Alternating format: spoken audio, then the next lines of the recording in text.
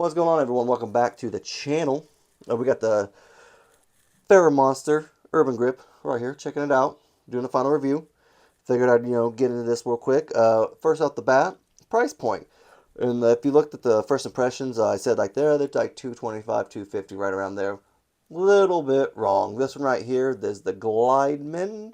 Yeah, the Glideman. And it's 225, right around there. Because I had to check it out. This one is 285, so it's a little bit more expensive than I said. My bad. But still, great, great, great, great knife.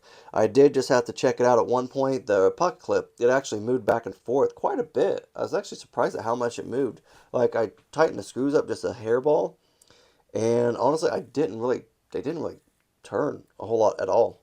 Like, it was like minimal at best. But yeah, I get tightened it up though, and it's not moving at all. One thing I will say about these pocket clips is that I wish the ramp was a little bit bigger. That's what kind of gets me. Gonna make it a little harder to get in your jeans and stuff like that. That's what she said. How about pants pocket? Gonna make it a little harder to get in your pants pocket, just a little bit, and probably gonna tear it up over time. But that's something you can kind of fix too if you want a little bit more like room. You can just kind of pry up on it a little bit. Like, I'm not saying pry it up, break, stuff like that, but you can kind of do stuff to get it in a vise or stuff like that. Obviously, like a vise where it's not going to scratch up everything. Um, just to keep it from tearing up and kind of bend it up a little bit, just enough to make it fit in your pocket a little better. That's just, that's on you. If you tear it up, that's on you, all that stuff. So if you don't want to take a chance, obviously don't. I don't usually take a chance on stuff like that. I just kind of deal with it. And usually over time it kind of, loosens up a little bit, stuff like that. But great knife overall, man. That blade is just nice. I thought it was, in the pictures I didn't really care. I didn't think it looked necessarily the greatest, but it really does overall. Like after looking at it for a little bit, like it's a pretty sweet little knife, especially since they have other variations too. They have that green and black one, which is so cool looking. I liked it. Not a real big green fan, but it looked really dope on that knife. And I think it's a black stonewash blade. I think it was a black stonewash blade with it, obviously to go with the black titanium and black and green inlay and everything like that. This is just considered the gray titanium or gray inlay, carbon fiber inlay. Um, Obviously with the rest being titanium for the handle, which is super nice. Like I said, titanium pocket clip, not reversible, which, sucks, but that's alright. We'll move on.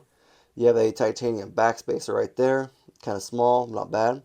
Just enough to cover everything. Front flipper. It's only a front flipper too. There's no other way to open this thing. Now that's one thing that did kind of get me too. Like I like a secondary option to go with it, but at least if I have to pick one, I have to have just one, the front flipper. Love front flippers. They just work great for me. And this knife right here is just the front flipper's dream is what I'm trying to say, I think. The front flipper's dream. Just because of how smooth it is. It is a frame lock. Works pretty well, like I said also, which is just buttery smooth. The detent ball engages pretty quickly right out the gate, which is nice. I found out that some knives don't necessarily engage right away. And I did a review on a Chavez rendition. I can't remember exactly the word. It engaged like way out here. I was very surprised by it. Maybe not that far, but it was farther out than I thought. And I thought that was really weird. Not really used to that. So I'm paying attention to more stuff like that. And that's the first real experience I had with it. So I haven't really noticed it with any other knives. So now that I've seen that knife, I'm paying attention more so to it. So let's get some screws real quick. One thing, man, this thing smudges worse than any other knife I've handled, I swear. But that's alright, though. So right here we have a T8. Those are T8. The pocket clips are just because I've already had to use them and tighten them up a little bit. Alright, so everything is T8, so that's a plus right there. I don't know if this is a USA company or not. I did not actually think about that till just now. Crap. I did not think about that, but that's something I can look into and put it down in the description and stuff like that. We'll get a real quick weight for you. Because it's got a nice weight too. Oh, I just can't get over how smooth that is. And like this is, One way for me to describe this is when I first got my Kunlu S Tau, that thing, like, it was the smoothest knife I've ever got to handle, and it still is one of my smoothest knives closing. And I'm gonna say this is right there, if not better. And I love Kunlu. I don't talk bad about them. I love their knives. This one right here, that closing mechanism is just, it's right there. I think it's a little better. So we got 3.8. We got 3.8 for the weight.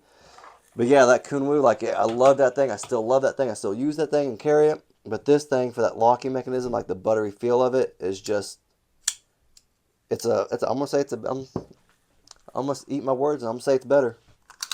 I'm gonna say it's better. I hate to say that. Don't get me wrong. I hate it because that's one of my favorite knives still to this day. But it's hot. All right, cutting edge is about 3.65, and then your overall length is about 8.5, close to it. Maybe 8.4. 8.4. So not too bad. We'll compare it real quick with the Raccoon. So I think a Raccoon's a good, like, middle average, length knife, everything like that. So that's your comparison right there for it. Here's a mini Praxis. Why not, right? So there you go. I did not know that the mini Praxis and the Raccoon was that close in size. Huh. Not close, but close enough. What else we got right here? How about the Biophase from Civivi also?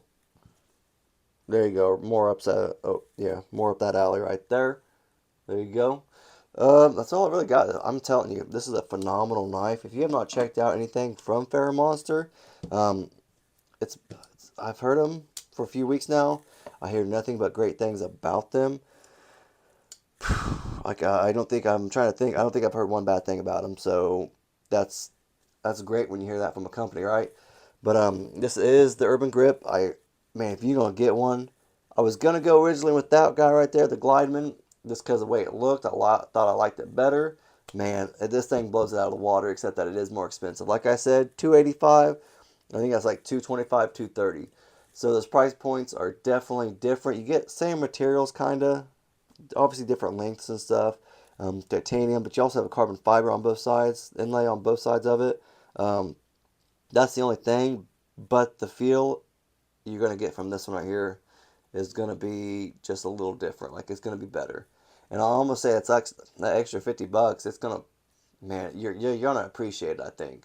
But then again, I haven't touched the Aurora Rays yet, so that may be even better than this. I think those two are more the same price. I think. But hopefully I'll get my hands on one of those and I'll let you guys know. But this thing is top notch. Check it out if you can. Different variations. There you go. If you have any comments or questions, let me know down in the comment section. And if you like the video, just leave a thumbs up. Thanks.